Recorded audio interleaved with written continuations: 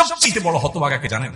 আল্লাহর জমিনে সবচেয়ে বড় দুর্ভাগা, সবচেয়ে বড় বেয়াকুব এবং নির্বোধ মানুষ হলো সে যে যাদের জন্য চুরি করবে তারাও সে দায় নিবে না। কিয়ামতের দিন ছেলে আয়সা বলবে না, আব্বা চুরিদারি ডাকাতি 2 নম্বরই যা করছেন, ঘুষ সুদ যা খাইছেন আমাদের জন্যই তো খাইছেন, আল্লাহ আমার আব্বারে জাহান্নামে দিয়ে না আমাদের নিয়ে যান।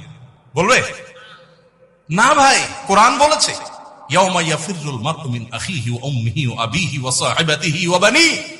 সন্তান বাপকে রেখে সবচেয়ে বড় হতভাগাকে জানেন?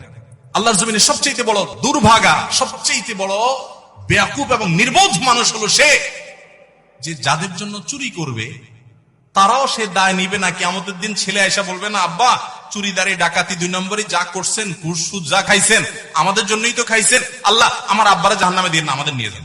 বলবে না ভাই, কোরআন বলেছে ইয়াউমা ইয়াফিরুল মারউ মিন আখিহি ওয়া উম্মিহি ওয়া আবিহি